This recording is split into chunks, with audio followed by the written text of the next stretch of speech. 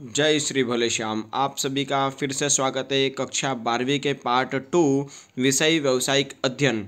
संपूर्ण वस्तुनिष्ठ प्रश्नों के उत्तर आपको मिलेंगे एक वाक्य में। All objective type question in one liner. अब कुछ ज़्यादा समय ना लेते हुए हम जल्दी फटाफट वीडियो आगे बढ़ाते हैं। प्रबंध के सिद्धांत लचीले होते हैं। प्रबंध कला तथा विज्ञान दोनों हैं। नीतियों तथा लक्ष्य का निर्धारण प्रशासन द्वारा किया जाता है। अर्जित आय के प्रबंध का संबंध वित्तीय प्रबंधन से होता है। जनता से उचित कीमत वसूल करना प्रबंध का सामाजिक उद्देश्य होता है।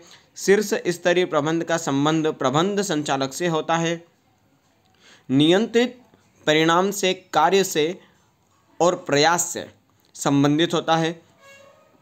प्रबंधन के 3 स्तर होते हैं, उच्च, निम्न, मध्यम। ठीक है। प्रबंधन के सिद्धांत सही है। प्रबंध के सिद्धांत प्रबंध के विचारों के अंग है। भारार्पण से शीर्ष अधिकारियों का कार्यभार कम हो जाता है। प्रबंधन के सिद्धांत गतिशील होते हैं। वैज्ञानिक प्रबंध तर्कसंगत दृष्टि के होते हैं। प्रबंध प्रक्रिया का अंतिम कार्य नियुक्तिकरण होता है। प्रबंध का पहला कार्य नियोजन होता है। सिद्धांत एक बुनियादी सत्य का कथन है। ठीक है। प्रबंधन के सिद्धांत नियमों एवं विधान के मार्गदर्शक होते हैं। प्रबंध के सिद्धांत अनिश्चित होते हैं, ना कि कठोर। और प्रबंधन के सिद्धांत सर्वत्र लागू होते हैं। प्रबंध के सिद्धांत प्रयोग पर आधारित होते हैं। प्रबंधन के सिद्धांत पर मानवीय व्यवहार का बहुत बड़ा प्रभाव पड़ता है। और प्रबंध के सिद्धांत प्रबंध के विचारों के अंग होते हैं। हेनरी फेयोल प्रबंधन संबंधी विचारों के जनक माने जाते हैं।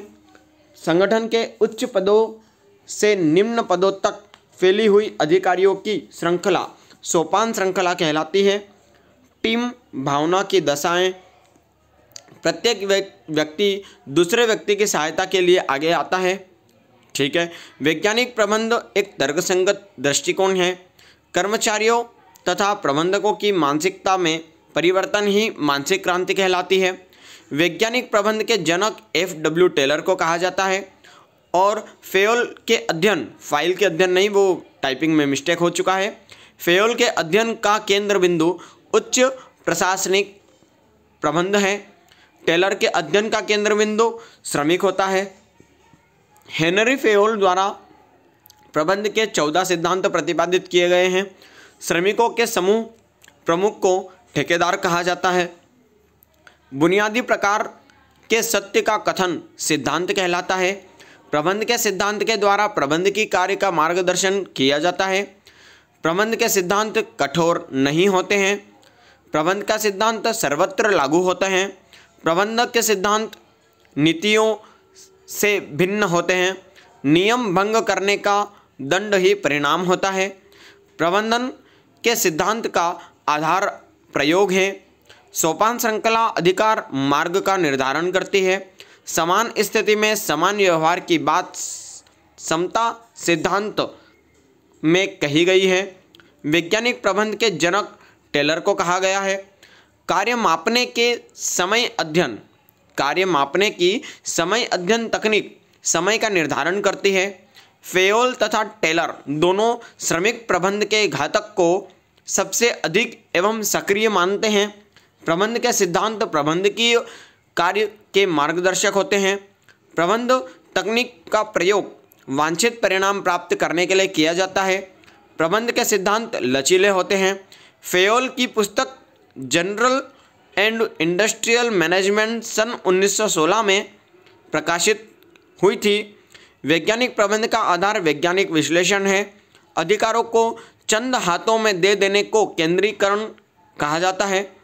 प्रबंधन के सिद्धांतों का मानवीय व्यवहार से घनिष्ठ संबंध होता है। अब आते हैं प्रबंध के सिद्धांत के पाठ का सारांश। संपूर्ण पाठ कुछ ही स्लाइड में कंप्लीट होने वाला है। हम पढ़ते हैं आगे। प्रबंध के सिद्धांत प्रबंध की क्रियाओं के लिए मार्गदर्शन नियम एवं विधान है। इनका निर्माण व्यावसायिक स्थिति के बारे में उत्तम समझ प्रदान करने तथा संगठनात्मक दोनों अलग अलग लिखा गया है, पर यह है संगठनात्मक होता है, टाइपिंग में मिस्टेक हो जाती है। संगठनात्मक निष्पादन में सुधार लाने के लिए किया जाता है। प्रबंध के लिए प्रबंधन की सिद्धांत एक प्रकाश स्तंभ का कार्य करते हैं। प्रबंध के अन्य सिद्धांत उद्देश्यों की एकरूपता, नियोजन, संतुलन, अपवाद का सिद्धांत, नियंत्रण का विस्तार, प्रमापीकरण, भारार्पण, समन्वय तथा नेतृत्व। केवल टेलर ने प्रबंध के, फेयोल ने केवल की जगह सिद्धांत फेयोल के हैं। फेयोल ने प्रबंध के मुख्य 14 सिद्धांत बताए हैं, जिसमें क्रमबद्ध है। पहला कार्य विभाजन, अधिकार तथा दायित्व, अनुशासन, आदेश की एकरूपता, निर्देश की एकरूपता, व्यक्तिगत के स्थान पर सामान्य हित को महत्व, पारिश्रमिक का सिद्धांत, केंद्रीकरण का सिद्धांत, सोपान श्रृंखला तथा पदानुक्रमता का सिद्धांत, व्यवस्था का सिद्धांत, समता का सिद्धांत, स्थायित्व का सिद्धांत, पहल का सिद्धांत और लास्ट होता है अपवाद का सिद्धांत। ये जो 9th नंबर का पदानुक्रमा लिखा है तो इसमें थोड़ा सा मिस्टेक है, पदम नहीं आएगा, डायरेक्ट है तथा पदानुक्रमता। टेलर द्वारा ये हैं फेयोल के। अब आते हैं टेलर द्वारा प्रतिपादित वैज्ञानिक सिद्धांत, ये भी 14 होते हैं। पहला होता है कार्य संबंधी अनुमान, प्रयोग, योजना, वैज्ञानिक चयन एवं प्रशिक्षण, युक्ति संगत कार्य, प्रेरणात्मक मजदूरी और कुशल लागत लेखांकन, उत्तम सामग्री की व्यवस्था, उपयुक्त औजार की व्यवस्था, प्रमापीकरण, कारखाने में स्वस्थप्रद वातावरण, मानसिक क्रांति, श्रम संगठन पद्धति, अपवाद का सिद्धांत, ये सारे। फेयोल तथा टेलर कई बातों के समान विचारधारा रखते हैं। दोनों ही प्रबंध दशाओं में उत्तरोत्तर सुधार चाहते हैं। दोनों ही मानव तत्व को महत्व देते हैं। फेयोल के अध्ययन का केंद्र बिंदु प्रबंधक है, जबकि टेलर के अध्ययन का केंद्र बिंदु श्रमिक है। फेयोल प्रशासन विशेषज्ञ है, जबकि टेलर कुशलता विशेषज्ञ है। फेयोल समन्वय, सहयोग तथा निर्देशन की एकता पर जोर देते हैं, जबकि टेलर प्रयोग तथा मानसिक क्रांति पर बल देते हैं। आत्मनिर्भर भारत का अंश होता है कॉमर्स विषय, जो हमेशा मालिक बनाता है, नौकर नहीं।